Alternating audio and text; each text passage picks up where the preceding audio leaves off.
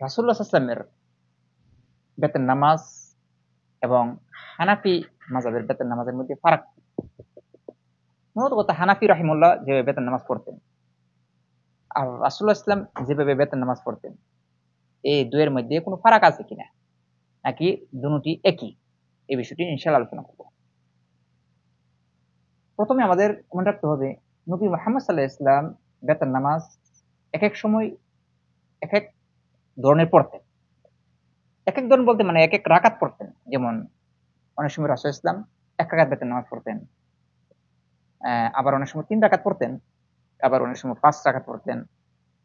অনেক সময় ৭ রাকাতও পড়তেন বা তার চেয়ে অধিকও পড়তেন। রাসূল সাল্লাল্লাহু আলাইহি ওয়াসাল্লাম বিভিন্ন সময় বিভিন্ন ধরনের বেতের নামাজ আদায় করতেন তিনি। মানে রাকাতের সংখ্যার দিক দিয়ে। আর হানাফি মাযহাব অনুসারে বেতের নামাজ একেবারে মানে ৩ রাকাতই পড়তে হবে। ১ রাকাত কোনো বেতের নামাজ নাই, ৫ রাকাত কোনো বেতের নামাজ নাই অথবা ৭, ৯ বলেন কোনো বেতের নামাজ নেই। এটা হলো হানাফি মাযহাব অনুসারে বিশেষ করে ইমাম আবু হানিফা রাহিমাহুল্লাহর ফাতোয়া এটা।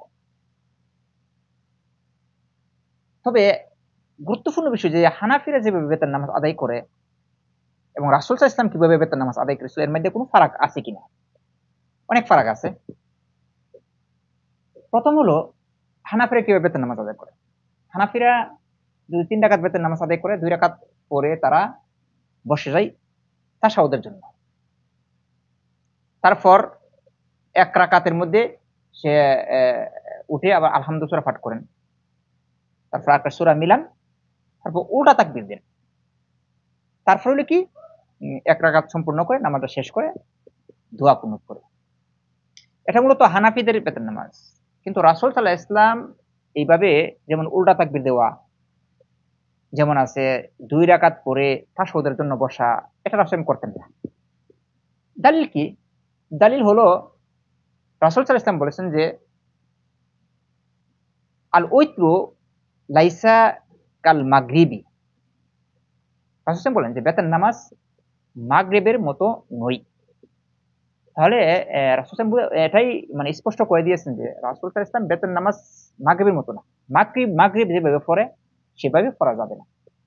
মাগরিব কিভাবে পড়ে? মাগরিব ২ রাকাত পড়ে বসে তাশাহুদের জন্য। তারপর ১ রাকাত পড়ে। এটা হলো মাগরিবের সিস্টেম। রাসূল সাল্লাল্লাহু আলাইহি ওয়াসাল্লাম বলছেন যে মাগরিবের মতো করে পড়ো না। এজন্য ইমাম ইবনে হাজার আসকালানি সহ সবাই মূলত যারা হানাফি মাযহাব বিশিষ্ট সবাই মোটামুটি ভাবে একই মত।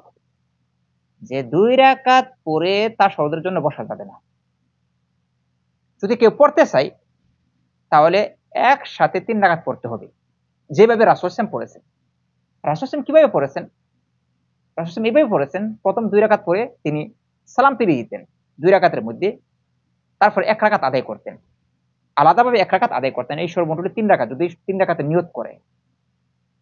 আর যদি কেউ এভাবে পড়তে চায়, যেমন একাধারে ৩ রাকাত পড়া।